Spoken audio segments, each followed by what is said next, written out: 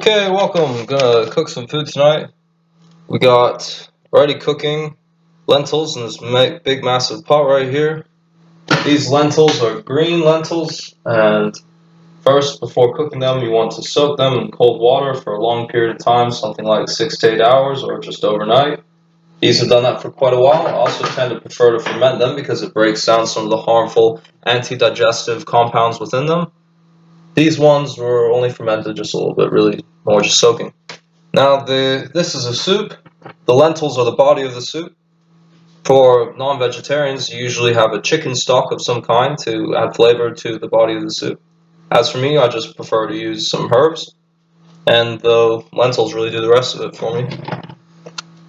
Featuring heavily tonight will be cumin, which I do not know the health benefits of, except for the fact it tastes really good. Yum. Alright, then I guess first about lentils.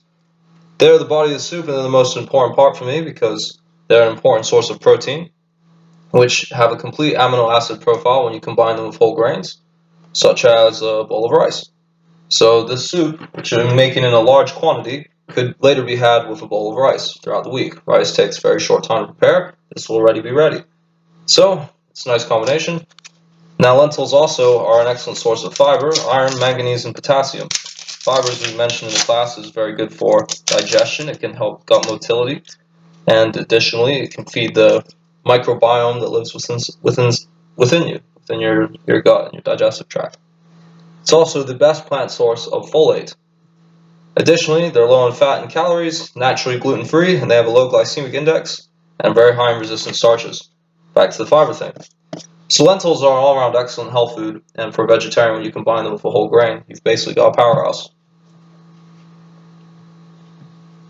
Now I'm going to chop some onions and prepare some other vegetables that we put in.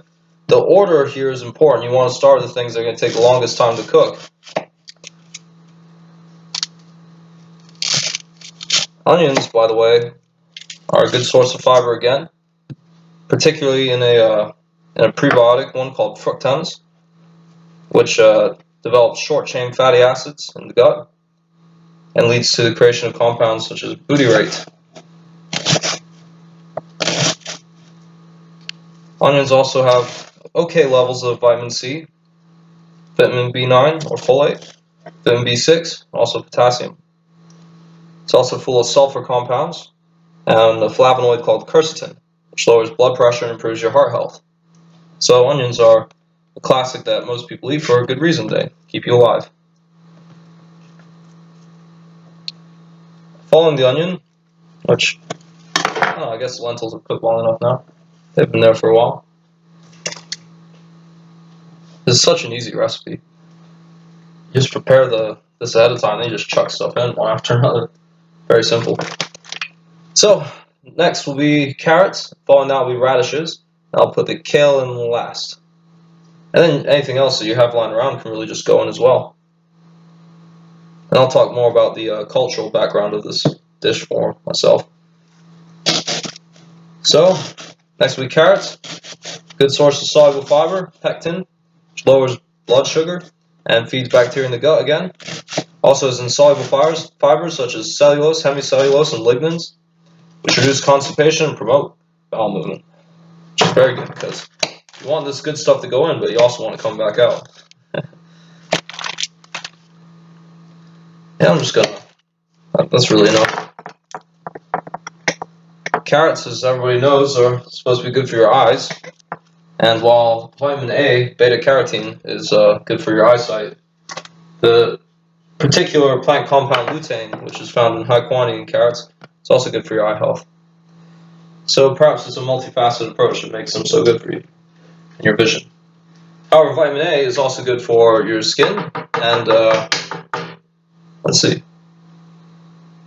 your mucus as well, which is very important for digestion. You need mucus to protect the lining of your gut, your stomach, and your small intestine as food goes through it.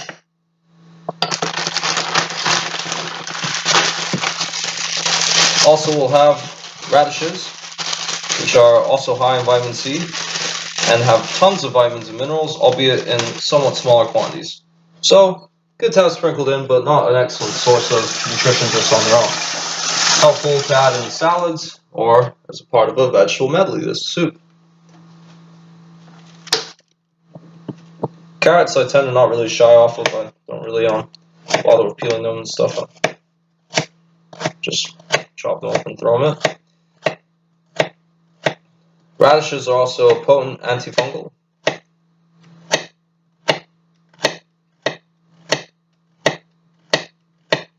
I guess back to carrots for a bit. They also have K1, B6, biotin, and potassium. Helpful for you in a variety of ways.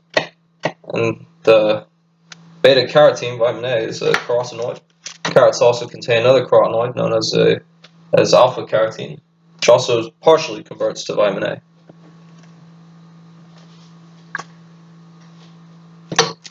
And following carrots and radishes will be kale, which is the best and the most important nutritional source in this food for vitamins and nutrients. Because kale has got phytonutrients and flavonoids and polyphenols all in excellent amounts and in different varieties. They're powerful antioxidants, are good against cancer and tumors, prevent aging and neurodegeneration in various different ways. Honestly, it's so complex, the health benefits of kale, I really can't get into it. What I like about kale as well is that it's naturally a Scottish vegetable, grown in colder countries, and as such, it fits perfectly into this Scottish soup recipe. Now back to kale for a bit before we get into the cultural aspects. Kale is also an amazing source of vitamin A, which has got ridiculous amounts. I think it's something like 350% for 100 grams of fresh leaves. So that's 350% of your daily value. That's just an immensely powerful amount of vitamin A to add to your diet. But in terms of other vitamins, it's really high in vitamin C as well. In the same portion size, 100 grams, it will give you over 100% of your vitamin C intake for the day. Probably better than oranges. Vitamin C, as everybody knows with oranges, fight off scurvy. But basically, it's just a powerful anti-infection. Also, a very powerful antioxidant. Yeah, that's all the carrots. Gonna chop some radishes.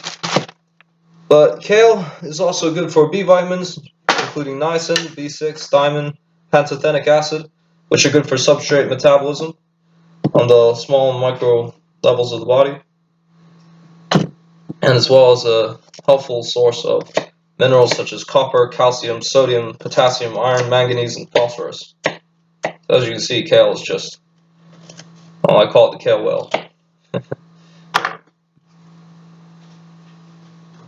So this soup is a Scottish dish. It's been made in my family for a long time, and it's made with lentils always.